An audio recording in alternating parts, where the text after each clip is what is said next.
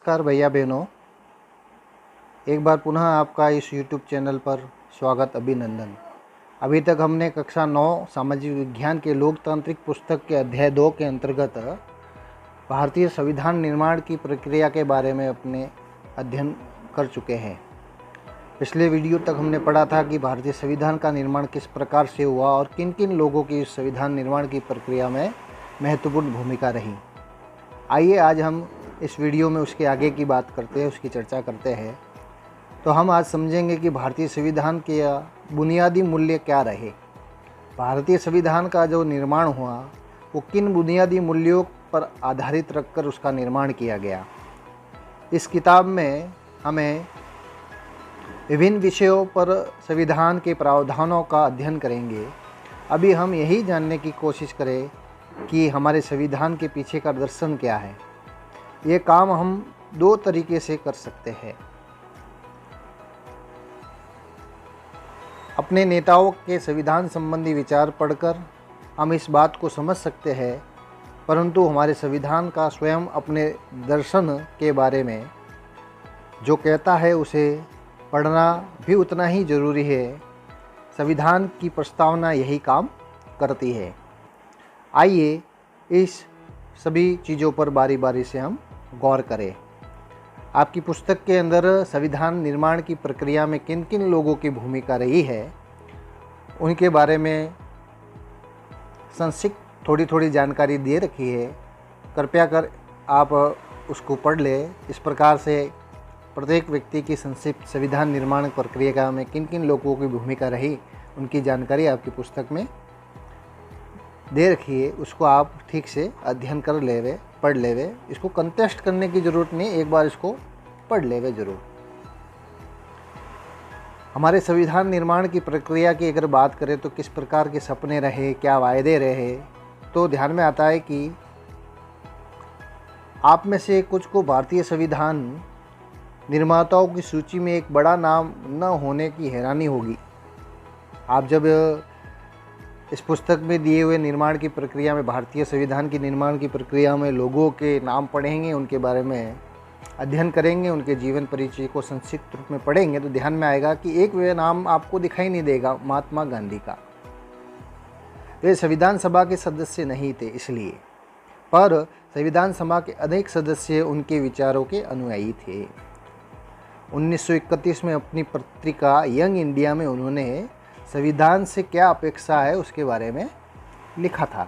उसमें उन्होंने कहा था कि मैं भारत के लिए ऐसा संविधान चाहता हूँ जो उसे गुलामी और अधीनता से मुक्त करे। मैं ऐसे संविधान के लिए प्रयास करूँगा जिससे सबसे गरीब व्यक्ति भी अपना माने और उसे लगे कि देश को बनाने में उसकी भागीदारी है। ऐसा भारत जिसमें लोगों का उच्च वर्ग और निम्न वर्ग न रहे, ऐसा भारत जिसमें सभी समुदाय के लोग पूरे मेल जोल से रहे।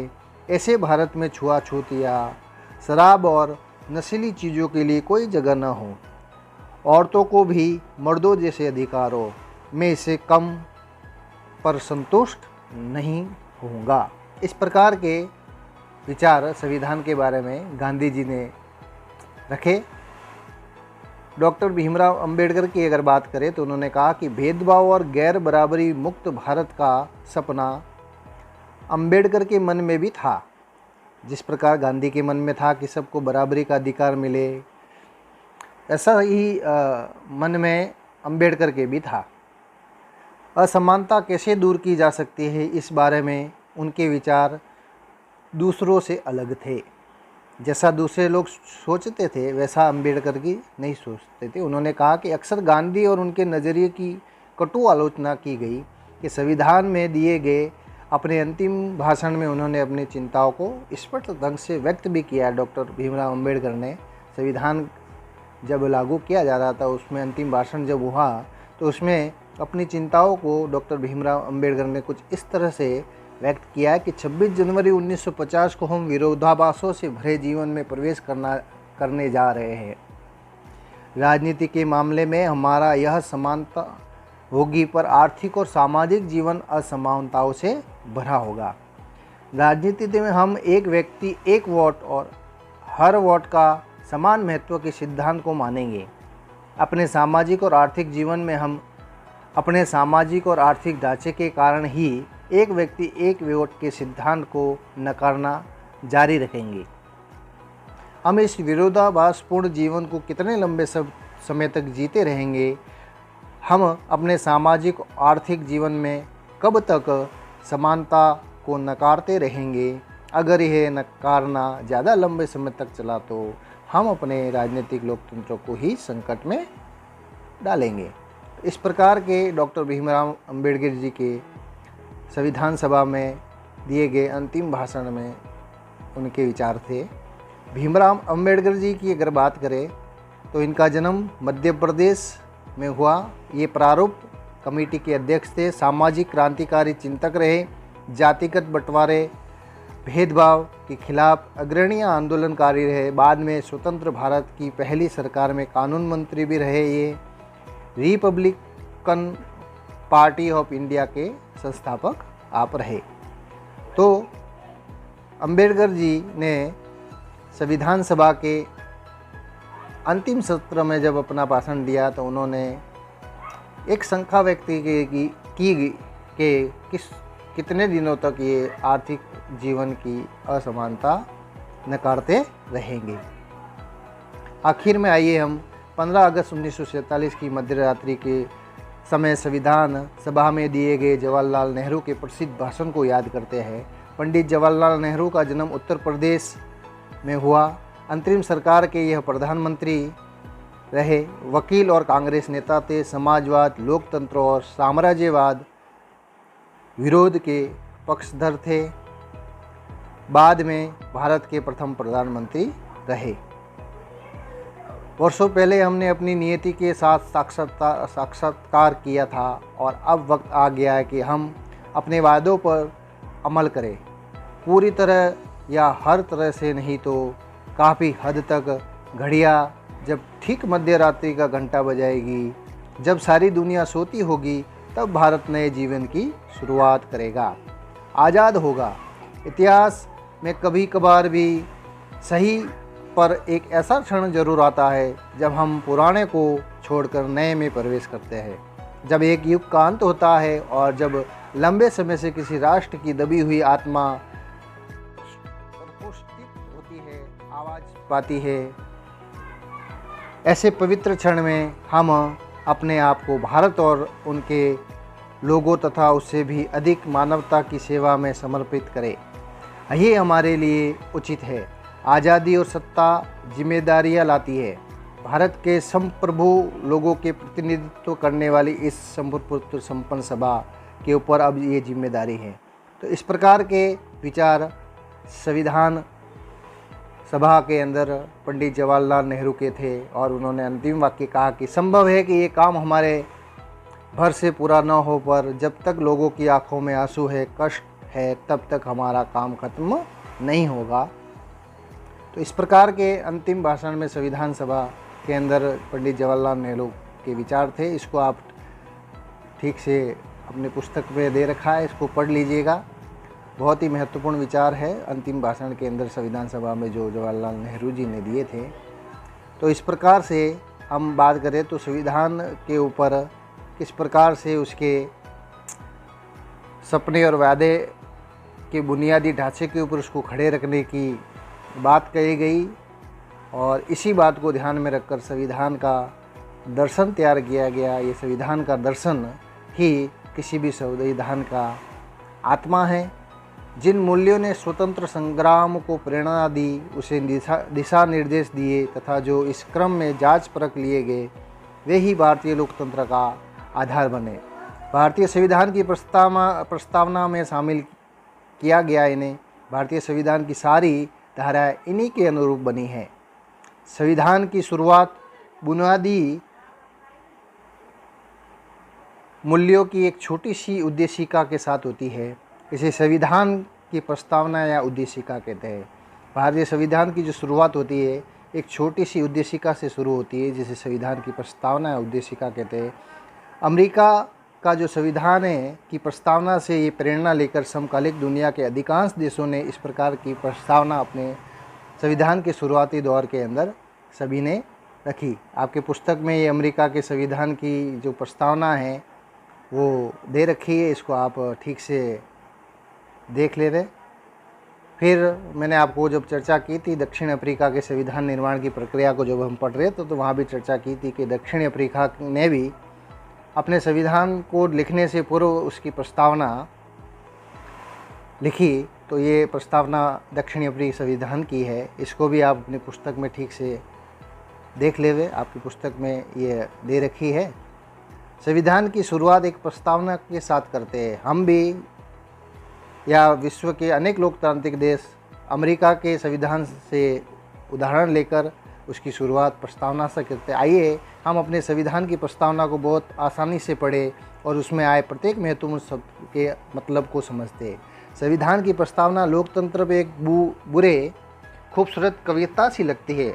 लोकतंत्र पर एक खूबसूरत कविता सी लगती है वह प्रस्तावना। इसमें वह दर्शन शामिल है जिसे पूरे संविधान का निर्माण हुआ है। अगर संविधान की प्रस्तावना पढ़ ले तो ये ध्यान में आ जाता है कि वास्तव में यह संविधान किस दर्शन पर आधारित है। ये दर्शन सरकार के किसी भी कानून और फैसले के मूल्यांकन और परीक्षण का मानक तय करता है। इसके सहारे परखा जा सकता है कि कौन कानून कौन फैसला अच्छा या बुरा है। इसमें भारतीय संविधान की आत्मा बसती है। तो भारतीय संविधान की जो उद्देशिका है उस उद्देशिका को भारतीय संविधान की क्या कहा गया है? आत्मा कहा गया है। ध्यान रखना, किसी भी संविधान की आत्मा, लोकतांत्रिक देश के संविधान की आत्मा क्या है? उसकी प्रस्तावना है, उसकी उद्देशिका है। तो आइए हम भारतीय संविधान की प्रस्तावना को पढ़ते हैं, समझते हैं कि भारतीय संविधान की प्रस्तावना क्या है। भारतीय संविधान की प्रस्तावना उद्देशिका कुछ इस प्रकार से है। हम भारत के लोग भारत को एक संपूर्ण प्रभुत्व संपन्न समाजवादी पंथ निरपेक्ष लोकतंत्रात्मक गणराज्य बनाने के लिए तथा उसके समस्त नागरिकों को सामाजिक, आर्थिक और राजनीतिक न्याय, विचार, अभिव्यक्ति, विश्वास, धर्म और उपासना की स्वतंत्रता, प्रतिष्ठा और अवसर की समानता प्राप्त करने के लिए तथा उन सब में व्यक्ति की गरिमा, राष्ट्र की एकता और अखंडता सुनिश्चित करने वाली बंधुता बढ़ाने के लिए दृढ़ संकल्प होकर अपने इस संविधान सभा में आज तारीख 26 नवंबर 1949 ईस्वी मिति मार्गशीर्ष शुक्ल सप्तमी संवत 2006 विक्रमी को अतएव द्वारा इस संविधान को अंगीकृत, अधिनियमित और आत्मसमर्पित करते हैं। तो इस प्रकार से हमारे भारतीय संविधान की यह प्रस्तावना है। इस प्रस्तावना के प्रत्येक शब्द की अगर व्याख्या की अगर बात करें तो ध्यान में आता है कि हम भारत के लोग भारत के संविधान का निर्माण और अधिनियम भारत के लोगों ने अपने प्रतिनिधियों के माध्यम से किया, न कि इसे किसी राजा या बाहरी आदमी ने उन्हें दिया। इसलिए हम भारत के लोग। समाजवादी का अर्थ समाज में संपदा सामूहिक रूप से पैदा होती है और समाज में उसका बंटवारा समानता के साथ होना चाहिए। सरकार जमीन और उद्योग धंधों की हकदारी से जुड़े कायदे कानून इस तरह बनाए कि सामाजिक आर्थिक असमानताएं कम हो। तो ये समाजवादी शब्द का अर्थ है। प्रभुत्व संपन्न की बात करें तो क्या है कि लोगों को अपने से जुड़े हर मामले में फैसले करने का सर्वोच्च अधिकार है। कोई भी बाहरी शक्ति भारत की सरकार को आदेश नहीं कर सकती।